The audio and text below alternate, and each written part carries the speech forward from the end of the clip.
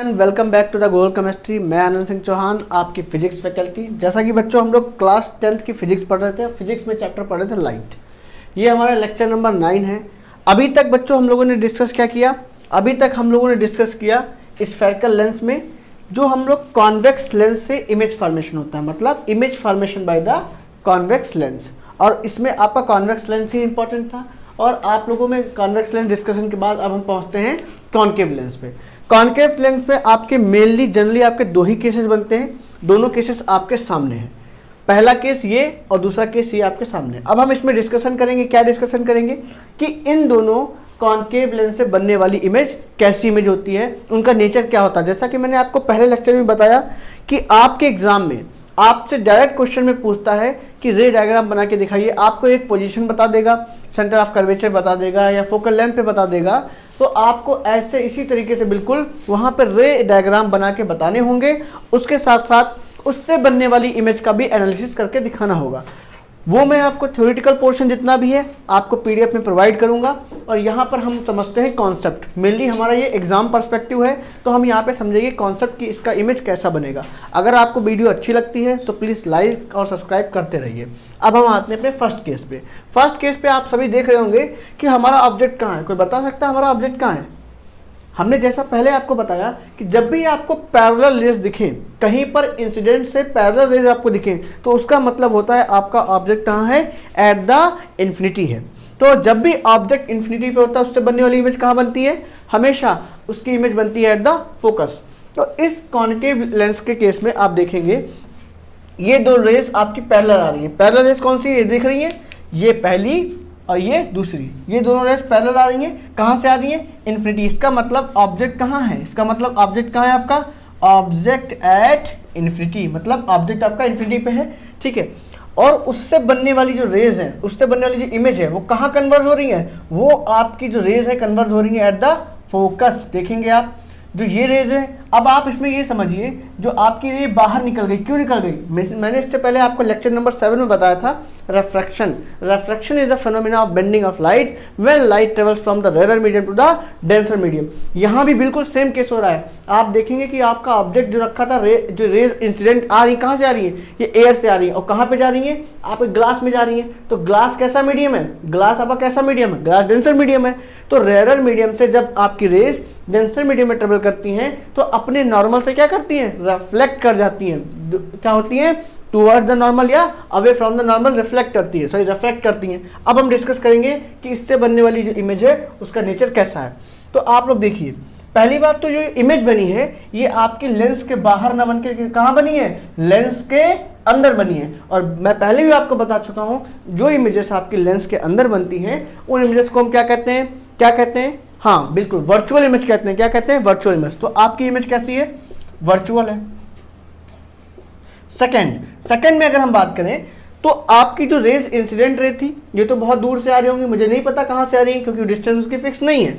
लेकिन अगर हम देखें जो इमेज बनी है वो एट द पॉइंट साइज बनी, एकदम पॉइंट पे बनी है। तो पॉइंट साइज इमेज बनी, मतलब जो इससे इमेज बनेगी वो कैसी होगी? हाईली डिमिनिश्ड होगी, मतलब बहुत ही छोटी होगी। तो इसे क्या लिखेंगे हम?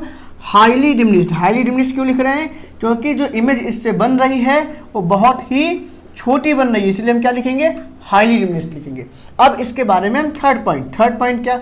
जो आपकी इमेज बनेगी वो कैसी होगी? इरेक्ट होगी या इन्वर्टेड होगी? कोई बता सकता है इरेक्ट होगी या इन्वर्टेड होगी? हाँ बिल्कुल, कैसी होगी?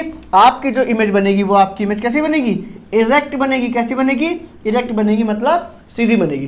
तो आपका ऑब्जेक्ट इन्फिनिटी पे है तो उससे बनने वाली इमेज कैसी होगी? वर्चुअल होगी, हाईली डिमिनिश्ड होगी और इरेक्ट होगी। ये हमारा केस फर्स्ट था। अब हम बात करेंगे केस सेकंड की, किसमें? कॉन्केव लेंस में। केस सेकंड की बात करते हैं। आप सभी को दिख रहा होगा कि ऑब्जेक्ट आपका फोकस से जस्ट पीछे रखा है, मतलब इस केस में क्या होता है? ऑब्जेक्ट को हम इन्फिनिटी पे ना रख के ऑब्जेक्ट को एक पार्टिकुलर डिस्टेंस पे रखते हैं, मतलब बिहाइंड द फोकस रखते हैं एक पार्टिकुलर डिस्टेंस पे, मतलब कुछ ना कुछ उसकी डिस्टेंस होगी जो हमें पता होगी। तो जब हमने ऑब्जेक्ट को फोकस से पीछे रखा तो इससे बनने वाली जो इमेज है वो आपको दिख रहा होगा कि ये पोल है। ये क्या है? पोल और फोकस के बीच में बन रही है। ये इमेज आप सभी को दिख रही है। कहाँ बन रही है? जब हमने अपना ऑब्जेक्ट फोकस से पीछे रखा तो इससे बनने वाली इमेज कहाँ बनी? पोल और फोकस के बीच में बनी। तो अब हम डिस्कस करेंगे इसके नेचर के बारे में। तो पहला पॉइंट क्या आना चाहिए, आप सभी को दिख रहा होगा कि इसमें जो इमेज बन रही है वो कैसी बन रही है, बिहाइंड द मिरर बन रही है, इन द मिरर बन रही है, इन द लेंस बन रही है, या लेंस के बाहर बन रही है। सर ये लेंस के अंदर बन रही है, और हम पहले बता चुके हैं कि लेंस के अंदर बनने वाली इमेज कैसी होती है, कैसी होती है, वर्चुअल होती है। कैसी होती है, वर्चुअल होती है। सेकंड, अब हम देखेंगे कि ऑब्जेक्ट का साइज और इमेज का साइज, उनको कंपेयर करेंगे। तो जब ऑब्जेक्ट और इमेज के साइज को कंपैरिजन करेंगे तो हमें दिखेगा कि इमेज का साइज ऑब्जेक्ट के साइज कंपैरिजन में क्या है, छोटा है। तो यहाँ पे क्या लिखेंगे, डिमिनिश्ड इन साइज, मतलब छोटा, डिमिनिश्ड, ठीक है ना। तो आपका जो इमेज बनी वो कैसी बनी, छोटी बनी, किससे, ऑब्जेक्ट से। अब थर्ड एंड मेन पॉइंट हमारा क्या है, अब आप देखिए जो ऑब्जेक्ट की लोकेशन है अबव द एक्स एक्सिस है, अबव द एक्स एक्सिस है कि नहीं, यही तो आपका ऑब्जेक्ट है, यही तो आपका ऑब्जेक्ट है। तो ऑब्जेक्ट की जो आपकी लोकेशन है वो अबव द एक्स एक्सिस है, बिल्कुल। अब आप देखेंगे जो इमेज की लोकेशन है, ये आपकी इमेज है, इमेज की लोकेशन भी कहाँ है, अबव द एक्स एक्सिस है। तो इसी वजह से आपकी इमेज कैसी बनेगी, आपकी ये वाली इमेज भी इरेक्ट बनेगी, मतलब कॉनकेव। कॉनकेव लेंस के केस में दोनों ही इमेज कैसी बनती है, वर्चुअल बनती है और डिमिनिश्ड होती है और इरेक्ट होती हैं, ठीक है ना। तो आपका ये कॉन्सेप्ट क्लियर हुआ कि इससे कॉन्वेक्स और कॉनकेव लेंस से बनने वाली इमेजेस कैसी होती हैं। अब इसी में हम डिस्कस कर लेते हैं कि आपका लेंस फार्मूला क्या होता है। सभी को पता है लेंस फार्मूला, एक बार हम डिस्कस करेंगे कि लेंस फार्मूला क्या होता है। एक बार हमारा ये लेंस फार्मूला और इसका मैग्निफिकेशन कवर हो जाए तो मोस्टली मेन पार्ट जो हमारा एग्जाम पर्सपेक्टिव से वो हम कवर कर चुके हैं। इसके बाद अब सिर्फ बचेगा आपका न्यूमेरिकल पोर्शन। न्यूमेरिकल पोर्शन में आपको 4 से 5 या 6 न्यूमेरिकल हम ऐसे कराएंगे जिसमें सारे कॉन्सेप्ट, एक कॉनकेव लेंस का रहेगा, एक कॉन्वेक्स लेंस का रहेगा, प्लेन मिरर के कॉन्सेप्ट भी डिस्कस करेंगे, और क्या डिस्कस करेंगे, आपके जो मिरर, कॉनकेव मिरर और कॉन्वेक्स मिरर से बनने वाली इमेजेस जो होती हैं उनके न्यूमेरिकल्स को हम डिस्कस करेंगे, जिससे आपके सारे ऑल ओवर कॉन्सेप्ट क्लियर हो जाएं और आपको न्यूमेरिकल में कोई भी दिक्कत ना रहे, ठीक है। तो हम पहले डिस्कस करते हैं कि लेंस फार्मूला। देखिए जैसे कि आपने पढ़ा था मिरर फार्मूला, वैसे सेम आपका होता है लेंस फार्मूला। क्या होता है बताओ बच्चों, 1/f, हाँ 1/f equals to 1/u plus 1/v। अब सभी को पता होगा ये 1/f, f क्या होता है बताओ, f क्या होता है, हाँ बिल्कुल सही बात है, f क्या होता है, फोकल लेंथ। क्या होता है, फोकल लेंथ। अच्छा फोकल लेंथ को बता सकता है क्या होती है, focal length is the distance between the pole, distance between the pole and focus point. Pole and focus point के बीच की जो डिस्टेंस होती है उसे क्या बोलते हैं हम, फोकल लेंथ बोलते हैं। और u से क्या रिप्रेजेंट करते हैं, ऑब्जेक्ट की डिस्टेंस। किसकी डिस्टेंस, ऑब्जेक्ट की डिस्टेंस, मतलब आपके पोल से ऑब्जेक्ट कितनी दूरी पे रखा हुआ है वो हम किससे नोट करते हैं, u से नोट करते हैं। v से क्या बताते हैं, v से बताते हैं इमेज की डिस्टेंस। इमेज की डिस्टेंस मतलब आपकी जो इमेज फॉर्म होती है वो इमेज किधर फॉर्म हुई और पोल से उस इमेज की डिस्टेंस कितनी है, हम यहाँ पर v की वैल्यू रखते हैं, सभी को पता। और अभी हम इसका डिस्कस करेंगे कि साइन कन्वेंशन क्या होता है। पहले हम डिस्कस करते हैं कि मैग्निफिकेशन। मैग्निफिकेशन कब, magnification in case of lenses.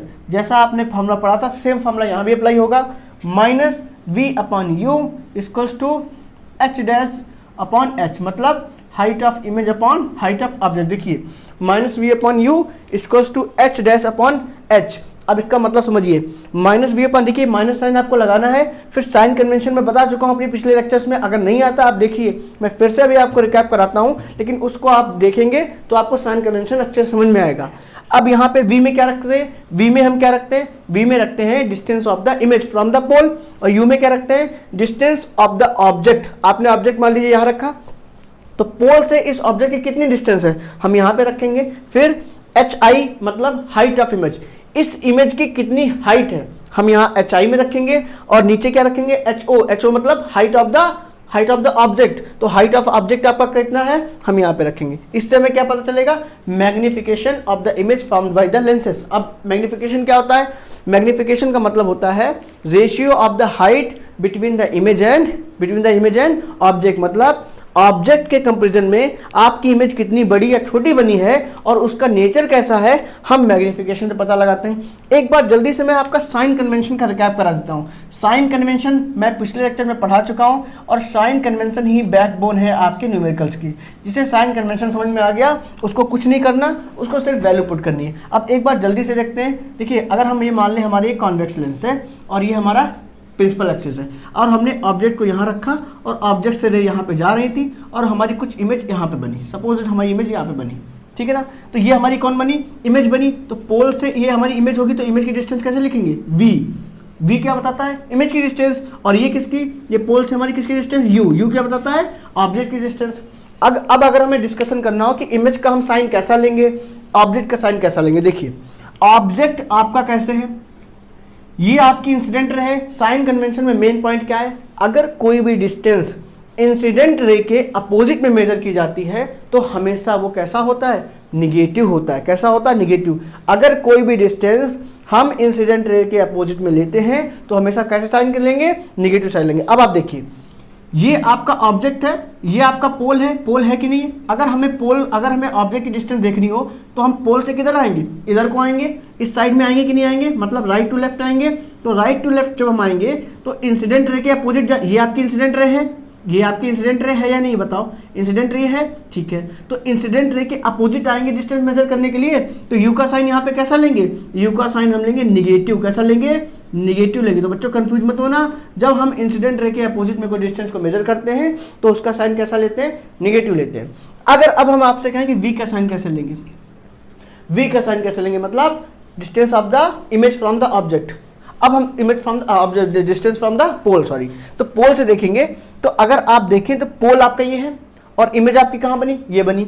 तो यहां से आप डिस्टेंस जब देखेंगे तो इंसिडेंट रे भी उधर जा रही थी और डिस्टेंस भी आप उधर ही मेजर कर रहे थे, तो दोनों सेम डायरेक्शन में है। तो जब हम इंसिडेंट रे की डायरेक्शन में किसी डिस्टेंस को मेजर करते हैं तो वहां पे साइन कैसा लेंगे, हम पॉजिटिव साइन लेंगे। मतलब यहां पर इमेज का साइन कैसा लेंगे, पॉजिटिव लेंगे।